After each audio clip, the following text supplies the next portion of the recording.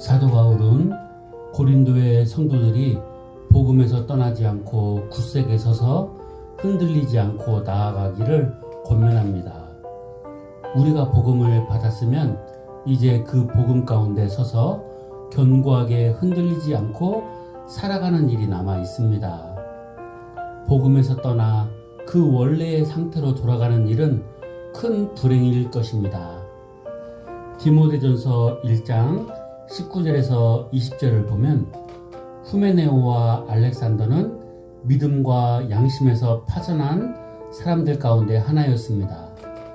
그러나 우리는 이미 받은 복음을 잘 깨닫고 그 복음을 굳게 붙들고 믿고 나아가야 합니다. 그러면 왜 우리는 이 복음이라고 일컬어지는 그 내용을 그렇게 믿고 거기에서 떨어지지 않고 굳건하게 그 가운데 서 있어야 합니까? 그 이유는 복음은 우리로 하여금 구원에 이르게 하는 지혜를 주기 때문입니다. 복음은 어떠한 사실을 설명하고 그 사실에 참여하도록 촉구하는 역할을 합니다. 그러므로 복음은 그 사실과 그 사실을 깨닫게 하여 주는 내용과 뗄 수 없는 관계에서 우리에게 전달되어집니다. 그래서 우리는 복음을 듣고 그 복음이 설명하는 그 사실 자체를 믿고 거기에 의지해서 구원을 받게 되는 것입니다. 다시 말하면 하나님께서 마련하신 구원의 길에 대하여 우리는 복음으로 말미암아 알게 되고 그 길을 걷게 되는 것입니다. 그러므로 복음은 매우 귀중한 것입니다. 사람들이 이 복음을 듣지 아니하면 그 구원의 길에 대하여 올바른 지식을 가질 수가 없습니다. 고린도전서 15장 2절입니다. 너희가 만일 나의 전한 그 말을 굳게 지키고 헛되이 믿지 아니하였으면 이로 말미암아 구원을 얻으리라. 디모데후서 3장 15절입니다. 또 내가 어려서부터 성경을 알았나니 성경은 능히 너로 하여금 그리스도 예수 안에 있는 믿음으로 말미암아 구원에 이르는 지혜가 있게 하느니라.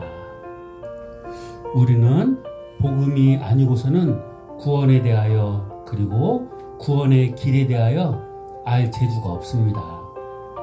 만일 어떤 사람이 참된 구원에 대하여 알고 싶다면 이 복음을 진지하게 들어야 합니다.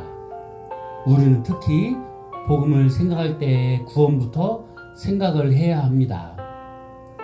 복음이 우리에게 작용할 때에는 무엇보다 우리의 구원이라는 결과를 내는 데에 작용을 하는 것입니다. 이 복음을 다른 데서부터 생각하여 가는 것은 옳지 않습니다.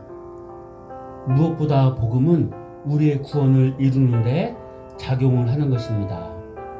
이사야 선지자가 일찍이 이 복음이라는 말을 사용했습니다. 이사야 61장 1절과 2절입니다. 주 여호와의 신이 내게 임하였으니 이는 여호와께서 내게 기름을 부으사 가난한 자에게 아름다운 소식을 전하게 하려 하심이라.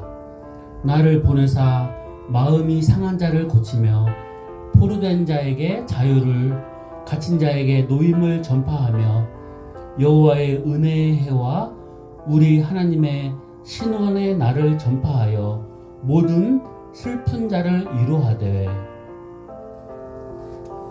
여기서 이 아름다운 소식은 왜 아름다운 소식이 될 수 있느냐 하면 사람들을 자유케 하기 때문에 아름다운 소식이 될 수 있습니다.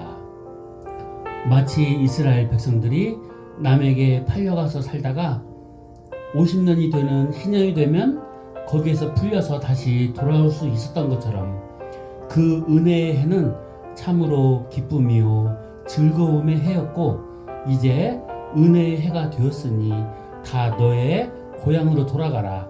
이제는 너희에게 자유를 준다고 했을 때 그 소식은 참으로 기쁜 소식이요 좋은 소식이 아닐 수 없었습니다. 그런데 주님께서는 그것이 지금 성취된다고 말씀하셨던 것입니다. 그와 같이 우리 모든 사람이 죄와 사망과 율법에 눌려서 사는 데서 해방을 받는 이 소식이야말로 참된 은혜의 해의 선포가 되는 것입니다. 이 기쁜 소식의 선포가 되는 것입니다. 이 기쁜 소식의 선포가 터지고 여기저기서 구원이 나타나게 된 것입니다. 복음이란 바로 구원의 소식인 것입니다. 만일 우리가 구원받지 못한다면 복음과 우리와의 관계는 아무것도 없는 것입니다. 복음의 내용이 21세기 초를 살게 되는 나에게 관련이 있는 나를 위한 사실로 받아들여질 때에 거기에 구원이 있는 것입니다. 가끔 어떤 사람들은 이 복음을 구원과 관계하지 않고 무엇을 개선하는데 가치가 있는 것으로 생각합니다.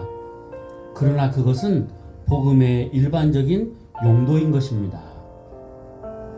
복음은 사회의 환경과 질서를 개선하는 일에도 그 영향을 미칠 수는 있습니다. 그러나 복음은 그것이 주된 목적이 아닙니다. 복음은 사람을 구원하는 일에 그 특별한 용도가 있는 것입니다. 하나님께서는 사람을 구원하는 일을 위하여 우리 주님을 십자가에 내놓으셨던 것입니다. 우리는 복음을 참으로 믿는다면 구원받은 사실이 무엇보다 나에게 현저하여야 합니다. 우리가 교회에 나왔다고 해서 그리고 열심히 종교 규례와 법을 따라 행한다고 해서 그것으로 그가 구원받은 사람이라고 말할 수는 없습니다. 복음이 말하고 있는 사실을 제대로 받아서 나의 사실로 받아서 믿어야 합니다. 그러기 위해서는 그 복음의 내용을 주의해서 들어야 합니다. 우리가 교회 안에 있다 할지라도 복음을 자세히 들어야 하고 또 풍부하게 자꾸 들어서 확신 가운데 있어야 할 필요가 있습니다. 복음을 가르치는 사람도 자주 복음의 내용을 선명하게 풍부하게 설명하여야 할 필요가 있고 듣는 사람도 자꾸 들어서 자기를 살펴서 구원을 받아야 하고 구원을 받은 사람들은 풍성하게 자꾸 깨달아서 확신 가운데 거하여야 합니다. 교회가 복음을 풍성하게 이해하지 못하면 복음을 선포하는 기관으로서의 일을 다하지 못하게 됩니다. 그리고 그 교회 내에서도 구원의 사실이 희박하여 교회된 모습이 나타나지 않게 됩니다. 그리고 또 하나의 중요한 것은 복음의 출발이나 그 어떤 부분만을 알고서 거기에 멈추어서 그 기쁨으로 전부를 삼고 있으면 안 됩니다. 복음의 오묘와 넓이의 전체를 자꾸 풍성하게 깨달아 나가는 것이 중요합니다.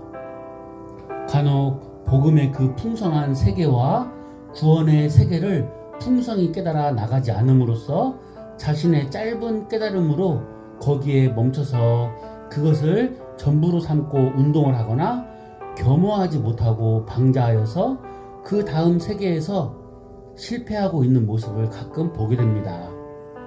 사실상 구원의 도의 초보에 그냥 머물러 있으면 그것까지도 상실할 위험도 있는 것입니다. 그러므로 교회나 개인이나 복음의 전체를 자꾸 깨달아 나가는 자세가 중요한 것입니다. 기독교는 언제나 부분적으로 이해한 것 때문에 폐단이 생겼던 것입니다. 어느 한 부분이 전부라고 생각해서 그것이 결국 반기독교를 만들어냈고 거기서 사이비 기독교가 나오고 거기서 이단 종파가 나왔던 것입니다. 여하간 우리는 이 구원의 복음을 잘 받아서 무엇보다 구원받은 사실이 나에게 있어야 하고 그 가운데에 확신을 가지고 굳건하게 서 있어야 합니다.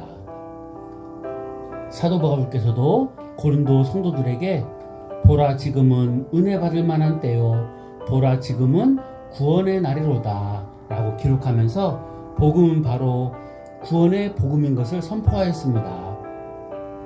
그는 가는 곳마다 그 복음을 전하였고 고린도에서도 복음을 전하였습니다. 그래서 그 복음을 받아서 이미 복음 가운데 서 있는 형제들이 생겼습니다. 그러나 바울은 거기서 멈추지 않고 그 성도들에게 그 복음을 굳게 붙잡고 헛되이 믿지 말아야 할 것을 당부하면서 복음을 다시금 전하였던 것입니다. 그만큼 사도 바울은 교회 안에서 복음이 확실하여지기를 원하였던 것입니다. 자꾸 알게 하여서 확실하게 성도들이 알고 그 가운데 굳건하게 서기를 바랐던 것입니다. 오늘날도 마찬가지로 교회 안에서 복음을 알게 하는 일이 계속되어야 합니다. 성도들이 복음에 대한 이해가 넓고 풍부하여야 하며 그 복음 위에 굳건하게 서 있어야 합니다. 교회 안에 복음의 실질과 복음의 능력이 사라지는 일들이 생기면 교회다운 모습과 교회의 능력과